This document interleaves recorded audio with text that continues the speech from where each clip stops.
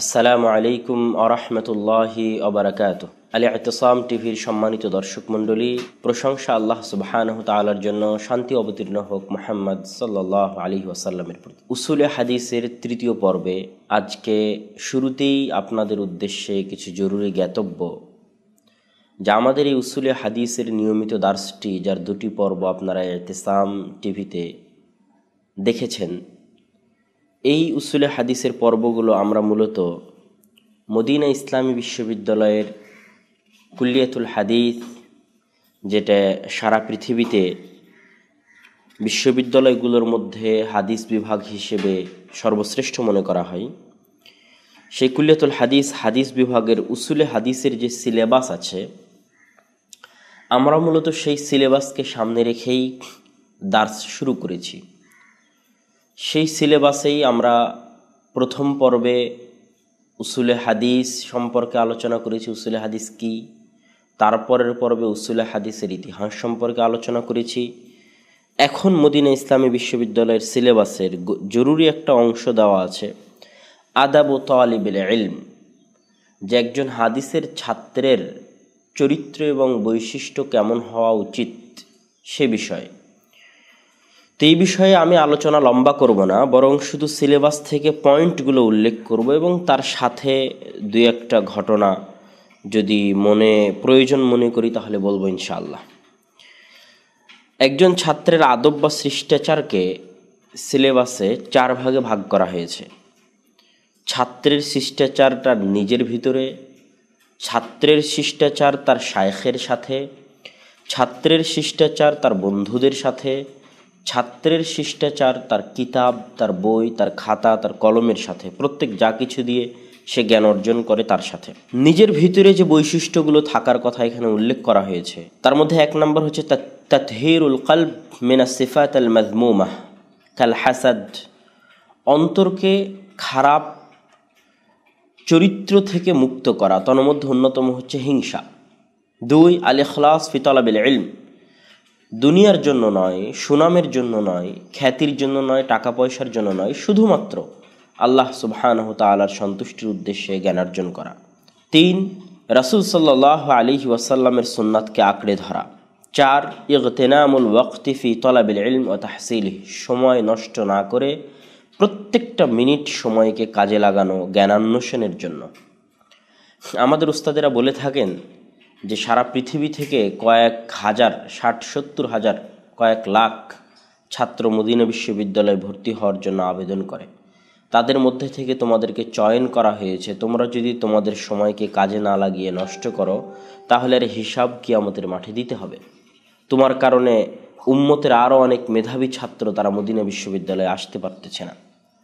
তো যাই হোক, সময়কে মূল্যায়ন করতে হবে। আল ইনায়া বিহিফজিল ইলম ওয়া মুযাকারাতিহি, তারপর অন্যতম একটি বৈশিষ্ট্য হচ্ছে মুখস্থ করতে হবে এবং মুযাকারা করতে হবে। মুখস্থ করা তো আমরা সবাই বুঝি, মুযাকারা করা কাকে বলে? মুযাকারা মানে হচ্ছে এই যে আপনারা দার্সটা শুনতেছেন, আপনার পাশে এমন একজন সঙ্গী খুঁজে নিতে হবে যেও আমাদের এই দার্সটা ইউটিউব চ্যানেলে শুনতেছে, এবং তার সাথে যদি এরকম সঙ্গী 2-3 জন পাওয়া যায় তাহলে ফালিল্লাহিল হামদ।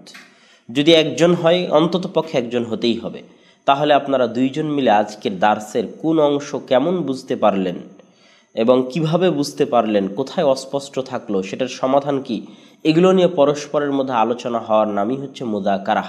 আহমদ বিন হাম্বল, ইয়াহইয়া বিন মাঈন, ইয়াহইয়া ইবনে সাঈদ আল কাত্তান, তারা সবাই পরস্পরে মুযাকারা করতেন, এবং মুযাকারাহ জ্ঞানকে জীবিত রাখে। যখন মানুষ মুযাকারা করে না তখন জ্ঞান হারিয়ে যায়। মুযাকারাই জ্ঞানকে জীবিত রাখার অন্যতম মাধ্যম। সর্বশেষ বৈশিষ্ট্য হচ্ছে আস-সবরু আলা তালাব, ধৈর্য হয় 3 প্রকারের। 1 বিপদ আপদ আসলে ধৈর্য ধারণ করা, এটা আমরা সবাই জানি। 2 গুনাহ থেকে বিরত থাকার মাধ্যমে ধৈর্য ধারণ করা। দেখতে পাচ্ছি সামনে গুনাহের রাস্তা সম্পূর্ণ উন্মুক্ত, তারপর আমি সেই গুনাহে লিপ্ত হচ্ছি না, নিজেকে বিরত রাখতেছি, এটাও এক প্রকার সবর।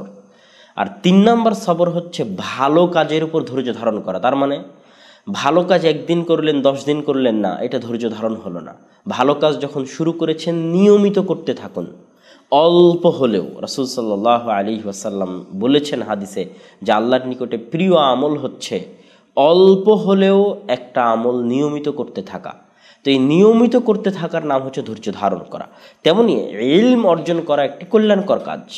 তো 2 দিন ইলম হাসিল করবেন আর 3 দিনের দিন আর ভালো লাগে না বলে ছেড়ে দিবেন, তার মানে আপনার ধৈর্য নাই, আপনি সফলতায় পৌঁছতে পারবেন না। শুরু করেছেন মানে অল্প হলেও প্রত্যেক দিন কিছু ইলম হাসিল করুন, তাহলে বরকত হবে। সর্বশেষ বৈশিষ্ট্য হচ্ছে জ্ঞান, যে জ্ঞান হাসিল করতেছেন সেই জ্ঞান অনুযায়ী আমল করতে হবে, তাহলে এই জ্ঞানে বরকত হবে। এবার 2 নম্বর আদাব মা শায়েখ, শায়েখের সাথে আপনার বৈশিষ্ট্য কেমন হবে। এখানে বলা হয়েছে তা আদি মুহাক্কিহ, শায়েখের সম্মান করতে হবে, তার সামনে নম্র ভদ্র হয়ে থাকতে হবে। আল বুকুর ইলা মজলিসে, মসজিদে আগে আগে, মজলিসে ক্লাসে আগে আগে উপস্থিত হতে হবে। ও হসনুল ইস্তেদান, মনোযোগ দিয়ে ক্লাস শুনতে হবে, দার্স শুনতে হবে। এবং 3 নম্বরে বলা হয়েছে তাওকির মজলিসিল ইলম, এবং ইলমের মজলিসকে সম্মান করতে হবে, যে আমি ইলমের মজলিসে আছি, এখানে কোনো প্রকার কথাবার্তা বলা, মোবাইল চালানো, এই সম্মানটা বজায় রাখতে হবে। এবং তারপর হচ্ছে আদাব মা জুমালা, বন্ধু বান্ধবের সাথে কি বৈশিষ্ট্য সে বজায় রাখবে। বন্ধু বান্ধবের সাথে ভ্রাতৃত্ব, ভালোবাসা, তর্ক বিতর্কে না জড়ানো, হিংসায় না জড়ানো, সহযোগিতা চাইলে সহযোগিতা করা। আপনি একটা জ্ঞান জানেন, সেটা বন্ধুকে পৌঁছাবেন। এবং সর্বশেষ হচ্ছে আমরা যে জিনিসগুলো দিয়ে জ্ঞান অর্জন করি, বই, খাতা, কলম, এগুলোর সাথে আমাদের আদব কেমন হবে। এটা বলতে গিয়ে আমার 2টা ঘটনা খুব মনে পড়ে। আমি যখন হেফজ করতাম ভারতে একটা হানাফি প্রতিষ্ঠানে, তো ওই প্রতিষ্ঠানের যিনি মুহতামিম ছিলেন, তিনি একদিন দেখলেন মসজিদে, তিনি আমাকে অনেক ভালোবাসতেন, অত্যাধিক পড়াশোনার কারণে ভালোবাসতেন। তো একটা কলম আমার কাছে কেউ চেয়েছে, তো আমি কলমটা নিয়ে এইভাবে নিক্ষেপ করে দিয়েছি কলমটা। তো উনি আমাকে ডাকলেন, ডেকে বললেন যে আব্দুল্লাহ, কলমকে ইস্তারা নেই ফেঁকতে, কলমকে এইভাবে নিক্ষেপ করে দিতে হয় না, তুমি হয় উঠে এসে কলমটা দিয়ে যাও, অথবা যাকে দিচ্ছ তাকে ডেকে নিয়ে কলমটা নিতে বলো। কেননা কলম দিয়ে জ্ঞান অর্জন করা হয়, কলমের সম্মান রক্ষা করতে হবে। আরেক দিনের ঘটনা আমার মনে পড়ে, দারুল উলুম দেওবন্দে আমি একদিন হাঁটছি, তো আমার বাম হাতে বই আছে। তো একজন ওস্তাদ, আমার ওস্তাদ উনি, তিনি আমাকে বললেন যে আব্দুল্লাহ, বাম হাতে বই নয়, দায়েঁ হাত মে কিতাব পাকাড়না, ডান হাতে বই রাখতে হবে। এবং আমি দেখেছি মাদ্রাসাগুলোতে, ভারতের যে মাদ্রাসাগুলোতে আমি পড়াশোনা করেছি, দারুল উলুম দেওবন্দ হোক অথবা যেখানে হেফজ করেছি সেখানে হোক, যে ছাত্ররা বইয়ের সাথে যে আদব শিষ্টাচার বজায় রাখে, তারা মাঝেতে যখন পড়তে বসে তখন খালি মাঝের ওপর বইটা রাখে না, বরং বইয়ের নিচে একটা কাপড় বিছিয়ে দেয়। যদি ডেস্ক রাখতে পারে তাহলে ডেস্ক, যদি ডেস্ক না রাখতে পারে তাহলে বেঞ্চ, বেঞ্চ যদি না রাখতে পারে মাঝেতে হয়তো পড়বে, তাহলে তখনও মাঝের উপরে একটা চাদর, একটা রুমাল বা টিস্যু, যেটি হোক বিছিয়ে দেয়, তার উপর বইটা রাখে। এটা হচ্ছে বইয়ের সম্মান। তো যেভাবে সম্ভব আমাদেরকে আমাদের খাতা কলম, এবং আমি একটা ঘটনা আমার আব্বুর কাছে শুনতাম যে বইয়ে সাইডে টিকা লেখা থাকে, যেগুলো ভারত ছাপা বই, বুখারী, মুসলিম, আবু দাউদ, নাসাই, তিরমিজি, ওগুলোর সাইডে টিকা লেখা থাকে। তো একজন ওস্তাদ, উনি যখন বই পড়তেন তখন ওই টিকা দেখার জন্য বইটাকে এভাবে ঘুরিয়ে সোজা করতেন না, বরং বইটাকে ওভাবে রাখতেন, তিনি নিজে ঘুরে গিয়ে সোজা হয়ে লেখাটা পড়তেন। কেননা বইটাকে ঘুরিয়ে সোজা করলে তার মনে হতো যে তিনি বইকে অপমান করতেছেন, তিনি নিজে ঘুরে যেতেন টিকাটা ভালোভাবে পড়ার জন্য। তো যেটাই হোক, যেভাবেই হোক, আমাদেরকে, আমরা যে জিনিসগুলোর মাধ্যমে ইলম হাসিল করি, সেটা আমাদের শিক্ষক হোক, সেটা প্রতিষ্ঠান হোক, আর সেটা আমাদের খাতা কলম বই হোক, সেটার সম্মান আমাদেরকে রক্ষা করতে হবে। আল্লাহ সুবহানাহু ওয়া তাআলা আমাদের সেই তৌফিক দান করুক, আল্লাহুম্মা আমিন। তারপরে মদিনা বিশ্ববিদ্যালয়ের সিলেবাসে, আমার হাতে যেটা আছে এটা সিলেবাস, মদিনা বিশ্ববিদ্যালয়ের সিলেবাসে উসুলে হাদিসের আলোচনায় তারপরে যেটা রাখা হয়েছে সেটাই আমাদের আজকের আলোচনার জরুরি এবং গুরুত্বপূর্ণ অংশ। সেটা হচ্ছে আকসামুল হাদিস বিতাআদ্দুদিত তুরুক, হাদিসের যে প্রকারভেদ, এই প্রকারভেদগুলোর কয়েকটা ধরন আছে। ধরনগুলোর মধ্যে একটা ধরন হচ্ছে হাদিসের বর্ণনাকারী রাবীর সংখ্যার উপর ভিত্তি করে হাদিসের প্রকারভেদ। হাদিসের বর্ণনাকারী রাবীর সংখ্যার উপর ভিত্তি করে হাদিসের প্রকারভেদ। যেমন রাসূল সাল্লাল্লাহু আলাইহি ওয়াসাল্লাম থেকে কয়জন সাহাবী হাদিসটা শুনল, ওই সাহাবী থেকে কয়জন তাবী হাদিসটা শুনল, ওই তাবী থেকে কয়জন তাবী হাদিসটা শুনল, এইভাবে হাদিসের প্রত্যেক স্তরে ছাত্র শিক্ষকের সংখ্যাটা কত, এটার উপর ভিত্তি করে হাদিসের প্রকারভেদ করা, এটা হচ্ছে এক প্রকার। এই প্রকারভেদটা 2 ভাগে বিভক্ত, একটা হচ্ছে মুতাওয়াতির আর একটা হচ্ছে খাবরে আহাদ। মুতাওয়াতিরের সংজ্ঞায় সঙ্গে বলার আগে একটা জিনিস আমাদের স্মরণে রাখতে হবে, সেটা হচ্ছে মুতাওয়াতের পরিভাষাটা মুহাদ্দিসদের নিকটে পরিচিত ছিল না। বর্ণনাকারীর সংখ্যার উপর ভিত্তি করে হাদিসের প্রকারভেদ দুইটা, একটা হচ্ছে মুতাওয়াতির আর একটা হচ্ছে খাবরে আহাদ। তো এই আলোচনার শুরুতে একটা গুরুত্বপূর্ণ বিষয় আপনাদের জেনে রাখা প্রয়োজন, যে মুতাওয়াতির এই পরিভাষাটা মুহাদ্দিসগণ ব্যবহার করতেন না, বরং এটি উসুলে ফিকহ বিদগণের পরিভাষা, যা সর্বপ্রথম ইমাম খতিব বাগদাদি এই মুতাওয়াতির পরিভাষাটা উসুলে হাদিসের বইগুলোতে নিয়ে এসেছেন। এটা উসুলে হাদিসের বইগুলোতে ছিল না। তবে তাওয়া তারা এই শব্দটা ইবনু হাজাম রাহিমাহুল্লাহ, তারপরে ইবনু আব্দুল বার রাহিমাহুল্লাহ, তারপর ইমাম হাকিম রাহিমাহুল্লাহ তারা ব্যবহার করতেন। মুতাওয়াতের পারিভাষিক অর্থে সংজ্ঞা হিসেবে নয়, তাওয়া তারা এই শব্দটা মাজির সেগাই শাব্দিক অর্থে এনারা ব্যবহার করতেন। আর মুতাওয়াতের পরিভাষাগতভাবে আগে থেকে উসুলে ফিকহবিদগণের নিকটে ছিল, যেটা সর্বপ্রথম খতিব বাগদাদি উসুলে হাদিসের অন্তর্ভুক্ত করেছেন। এখানে আরেকটা বিষয় আপনাদের মনে রাখতে হবে যে ইমাম সুয়ুতির যে গ্রন্থ আমরা চিনি তাদরিবুর রাবি, যেটা ইমাম নববীর একটা গ্রন্থের ব্যাখ্যা, সেই তাদরিবুর রাবিতে ইমাম সুয়ুতি এবং ইমাম নববীও তার তাকরিবে এই মুতাওয়াতিরের সংজ্ঞাটা নিয়ে গেছেন মাশহুরের আলোচনার মধ্যে। এই আলোচনা শেষে এবার আপনাদের নিকটে যেটা পেশ করার বিষয় সেটা হচ্ছে, ইবনু আবিদ দাম নামে একজন মুহাদ্দিস তিনি দাবি করেছেন যে মুতাওয়াতির মর্মে কোনো হাদিসই হাদিস শাস্ত্রে নাই। আর ইবনু সালাহ রাহিমাহুল্লাহ দাবি করেছেন যে মুতাওয়াতির হাদিসের সংখ্যা হাদিস শাস্ত্রে অনেক অল্প। আর ইবনু হাজার আসকালানি রাহিমাহুল্লাহ দাবি করেছেন যে মুতাওয়াতির হাদিসের সংখ্যা হাদিস শাস্ত্রে অনেক। এবার আমরা আসি মুতাওয়াতিরের সংজ্ঞায়। তার আগে আরও একটি জিনিস আপনাকে বুঝতে হবে যে খাবরে আহাদের যতগুলো প্রকার রয়েছে, খাবরে আহাদের তিনটে প্রকার রয়েছে। একটা হচ্ছে মাশহুর, একটা হচ্ছে আজিজ, একটা হচ্ছে গরিব। এই যতগুলো প্রকার রয়েছে সবগুলোই সানাদের সাথে সংশ্লিষ্ট, কিন্তু মুতাওয়াতিরের কোনো সম্পর্ক সানাদের সাথে নাই। মুতাওয়াতিরের সম্পর্ক মাতানের সাথে।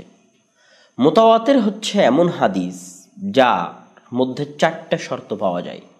এক, কাসরাতুল আদাদ, এত অধিক সংখ্যক রাবি হাদিসটি বর্ণনা করেছে যে এত অধিক সংখ্যক রাবি একসাথে মিথ্যা বলবে এটা হওয়া অসম্ভব।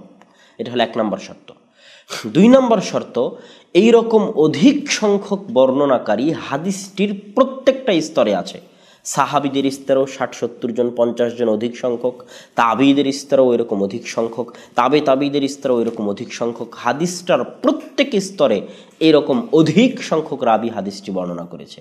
তিন নম্বর শর্ত হচ্ছে হাদিসটি যেখানে গিয়ে শেষ হয়েছে, তথা রাসূল সাল্লাল্লাহু আলাইহি ওয়াসাল্লাম, বা হাদিসটি যেখান থেকে উৎপত্তি লাভ করেছে রাসূল সাল্লাল্লাহু আলাইহি ওয়াসাল্লাম থেকে, ওই জায়গায় হাদিসের বর্ণনা করার ভাষাটা হবে হিস, যেটা পঞ্চ ইন্দ্রিয় সংশ্লিষ্ট। যেমন ওই জায়গায় সাহাবী বলবে না যে রাসূল সাল্লাল্লাহু আলাইহি ওয়াসাল্লাম বলেছেন, বা ওই জায়গায় সাহাবী বলবে না যে রাসূল সাল্লাল্লাহু আলাইহি ওয়াসাল্লাম হতে আন বা ক্বালা, এরকম নয়, বরং ওই জায়গায় সাহাবী বলবেন যে আমি রাসূল সাল্লাল্লাহু আলাইহি ওয়াসাল্লামকে বলতে শুনেছি, অথবা আমি রাসূল সাল্লাল্লাহু আলাইহি ওয়াসাল্লামকে করতে দেখেছি। এই যে করতে দেখা, এটা পঞ্চ ইন্দ্রিয়ের একটা দেখা।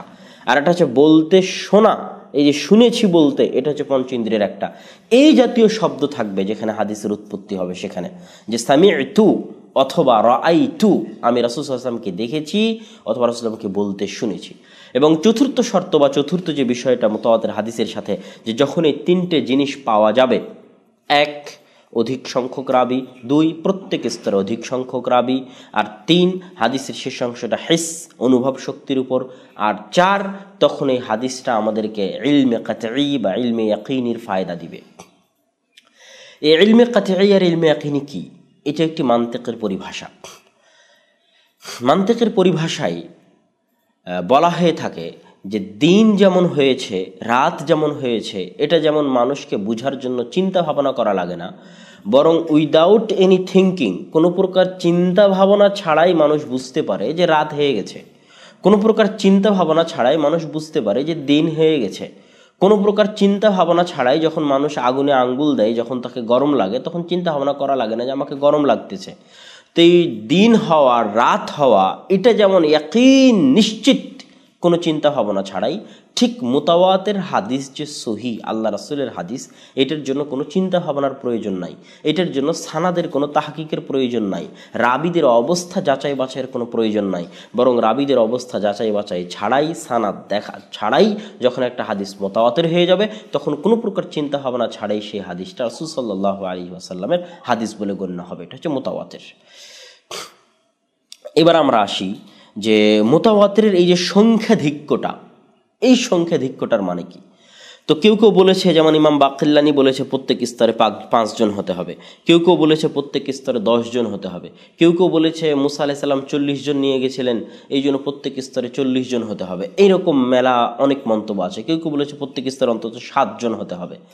তো হাফিজ ইবনে হাজার আসকালানি বলতেছে এটা নির্দিষ্ট কোনো সংখ্যা নাই, বরং মুহাদ্দিস তার ইজতিহাদ গবেষণা অনুযায়ী হাদিসের রাবির সংখ্যাধিক্যটা প্রত্যেক স্তরে তার নিকটে যখন এমন মনে হবে যে এই পর্যায়ে পৌঁছলে এই হাদিসকে মুতাওয়াতির বলা যায়, তখন মুহাদ্দিস সেই হাদিস বিষয়ে সিদ্ধান্ত দিবে। এটা মুহাদ্দিসের ইজতিহাদের উপর নির্ভরশীল, কোনো নির্দিষ্ট সংখ্যার প্রয়োজন নাই। সম্মানিত উপস্থিতি, মুতাওয়াতির হাদিসের একটা উদাহরণ হচ্ছে মান কাযাবা আলাইয়া মুতাআম্মিদান ফালইয়াতাবাওয়া মাকআদাহু মিনান নার। যে ব্যক্তি আমার নামে মিথ্যা কথা বলল, মিথ্যা হাদিস বর্ণনা করলো, সে যেন তার থাকার জায়গা জাহান্নামে বানিয়ে নিল।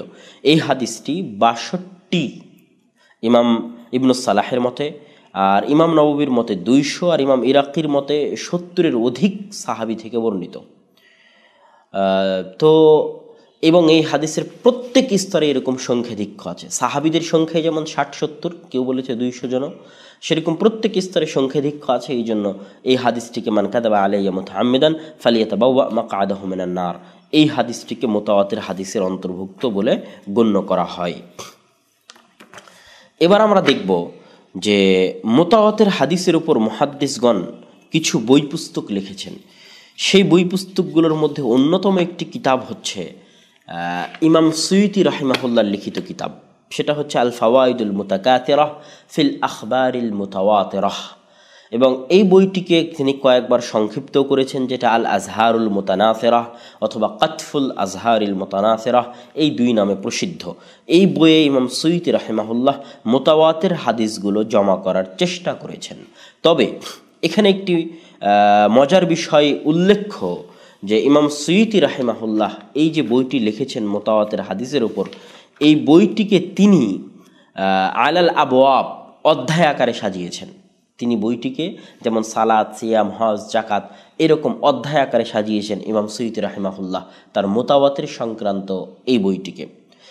সম্মানিত উপস্থিতি, এবার আমরা মুতাওয়াতিরের আলোচনা শেষ করে প্রবেশ করব খাবরে আহাদের আলোচনার মধ্যে। খাবরে আহাদ আমরা দেখেছি, শুনেছি, কিছুক্ষণ আগেও বলেছি 3 প্রকার: মাশহুর, আজিজ, গরিব। মাশহুর নিয়ে একটু লম্বা আলোচনা করতে হবে।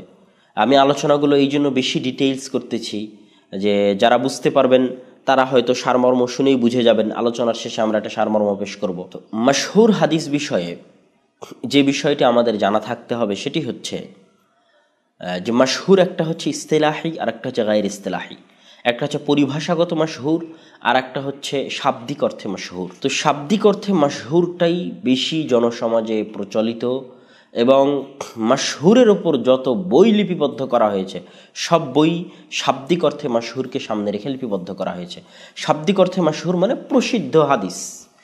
হাদিস সহিহ হোক, জয়ীফ হোক, হাদিসের সানাদ থাক অথবা না থাক, হাদিসের সানাদের রাবির বর্ণনাকারীর সংখ্যা 1টা হোক, 2টা হোক, অধিক হোক, যেটাই হোক, হাদিস যখন মানুষের মাঝে প্রসিদ্ধ হয়ে গেছে তখন সেটাকে মাশহুর হাদিস বলা হচ্ছে।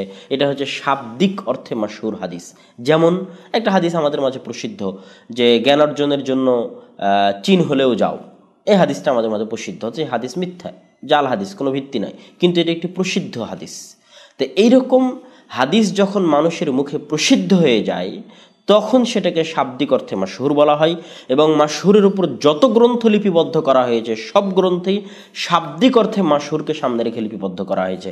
এই গুরুত্বপূর্ণ পয়েন্টটা আপনাদের মনে রাখতে হবে, কেননা মাশহুরের উপর অনেক বই আপনারা দেখতে পাবেন, আল মাকাসিদুল হাসানাহ, তারপরে আপনার কাশফুল খাফা, এই জাতীয় কিছু গ্রন্থ মাশহুরের উপর দেখতে পাবেন।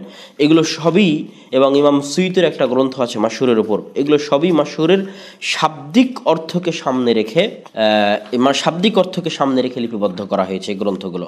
যেমন ইমাম সুয়ুতির যেটা গ্রন্থ মাশহুরের উপর, সেটা হচ্ছে আদ-দুরারুল মুনতাসারাহ ফিল আহাদিসিল মুশতাহারাহ।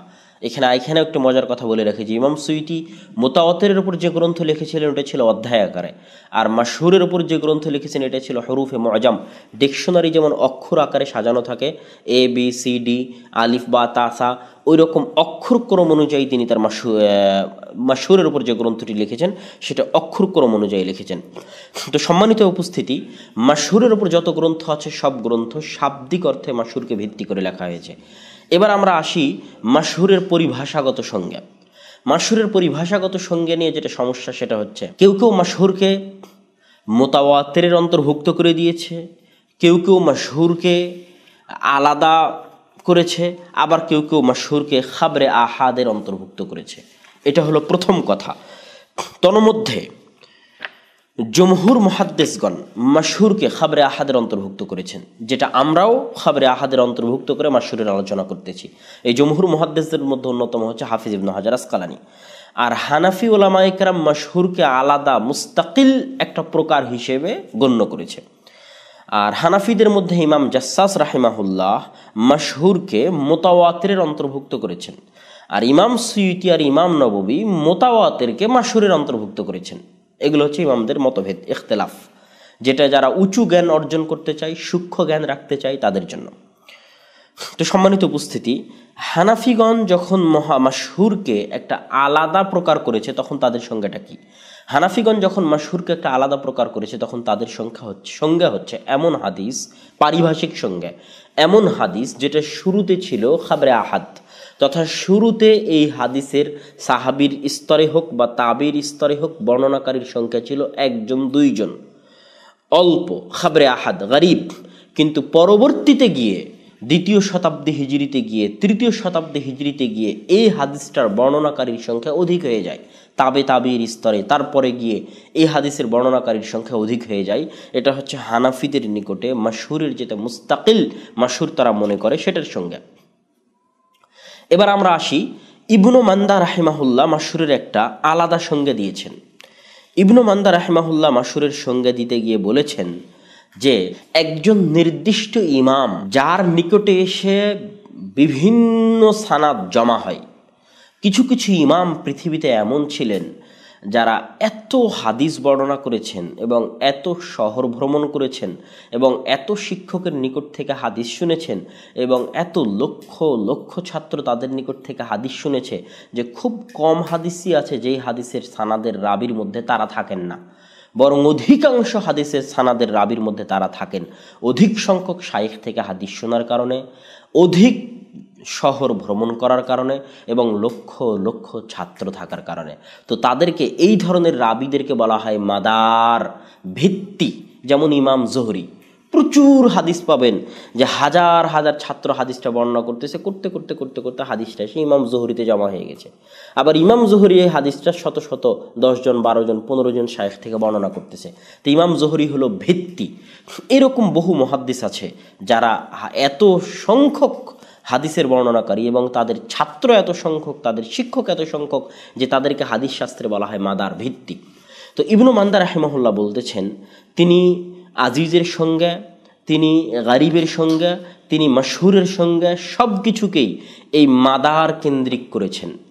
ইমাম জোহরিদের মতো ইমাম যাদের নিকটে এসে হাদিস জমা হয়, হাদিস একত্রিত হয়, এরকম ইমামকে সামনে রেখে তিনি এই সংজ্ঞাগুলো সংজ্ঞায়িত করেছেন। তার মতে এই রকম ইমাম থেকে যখন বর্ণনাকারীর সংখ্যা 3 জন হবে তখন সেটা হবে আজিজ। এই রকম ইমাম থেকে যখন বর্ণনাকারীর সংখ্যা 3-এর অধিক হবে তখন সেটা হবে মাশহুর, এবং এই রকম ইমাম থেকে বর্ণনাকারীর সংখ্যা যখন 1 জন হবে তখন সেটা হবে গরিব। এটা ইবনু মান্দা রাহিমাহুল্লাহর একদমই আলাদা একটা সংজ্ঞা যেটা তিনি মাশহুরের জন্য প্রণয়ন করেছেন। ইবনু মান্দা রাহিমাহুল্লাহর সংজ্ঞার সাথে অন্যান্য মুহাদ্দিসদের সংজ্ঞার পার্থক্যটা কি, বা জমহুর মুহাদ্দিসদের সংজ্ঞার পার্থক্যটা কি? জমহুর মুহাদ্দিসদের মধ্যে অন্যতম হচ্ছে হাফিজ ইবনে হাজার আসকালানী। হাফিজ ইবনে হাজার আসকালানী বলছেন হাফিজ ইবনে হাজার আসকালানির সংজ্ঞা বা জমহুর মুহাদ্দিসদের সংজ্ঞাটা আমরা একবারে সারমর্ম আকারে আপনাদের সামনে পেশ করি।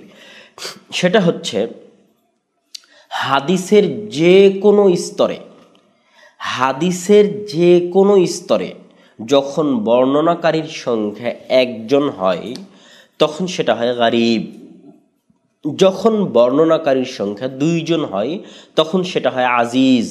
যখন বর্ণনাকারীর সংখ্যা দুইয়ের অধিক হয় কিন্তু মোতাওয়াতের পর্যায়ে পৌঁছে না, এত অধিক নয় যে মোতাওয়াতের হয়ে গেছে কিন্তু দুইয়ের অধিক, তখন সেটাকে বলা হয় মাশহুর।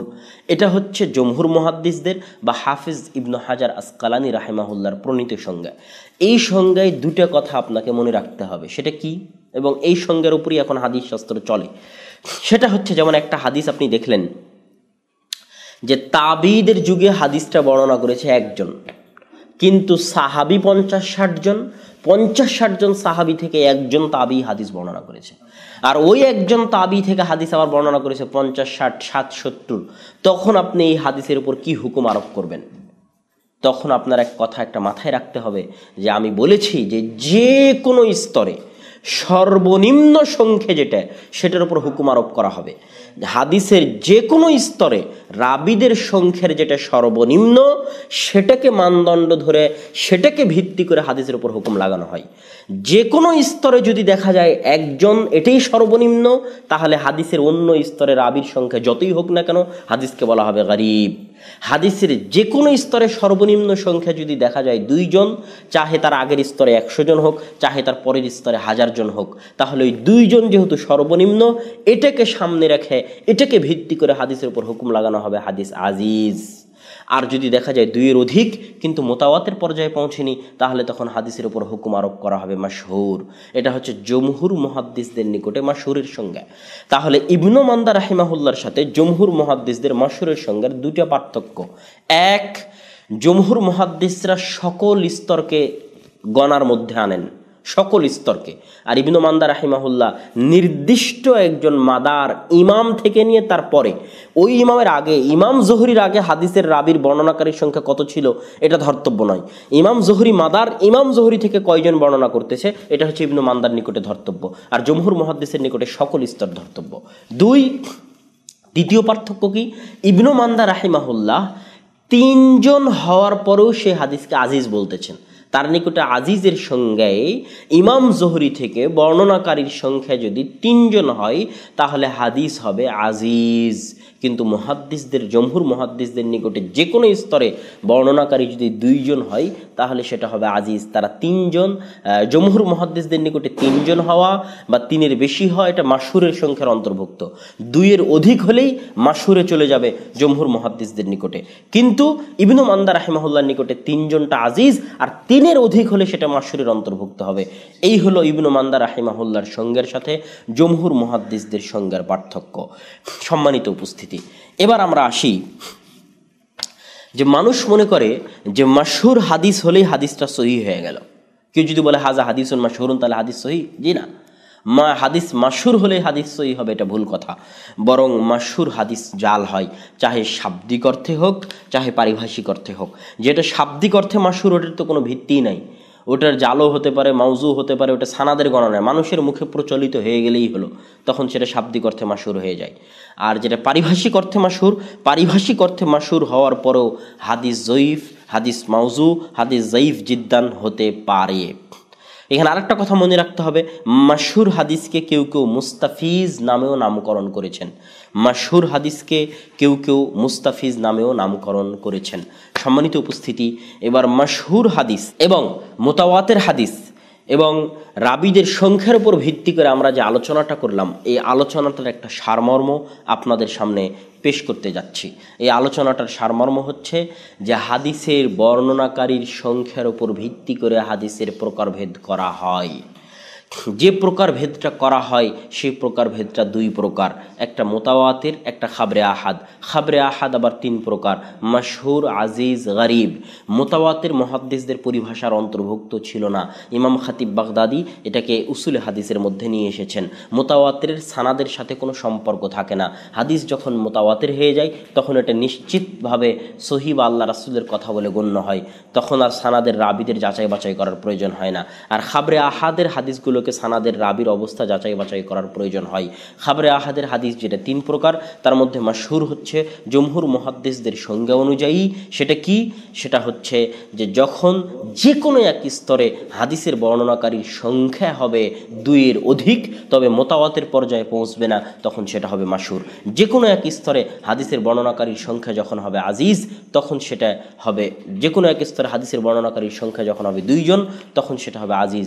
যে কোনো এক স্তরে হাদিসের বর্ণনাকারীর সংখ্যা যখন হবে একজন, তখন সেটা হবে গরিব। এটা গেল আজকের আলোচনার সারমর্ম। আগামী পর্বে ইনশাল্লাহ আজকের পর্বে আমরা মুতাওয়াতির এবং মাশহুর নিয়ে আলোচনা করলাম। আগামী পর্বে ইনশাল্লাহ আমরা আজিজ এবং গরিব নিয়ে বিস্তারিত আলোচনা করব। তারপরে আমরা আমাদের আলোচনা সামনে আগাবো ইনশাআল্লাহুল আজিজ। আসসালামু আলাইকুম ওয়া রাহমাতুল্লাহি ওয়া বারাকাতুহু।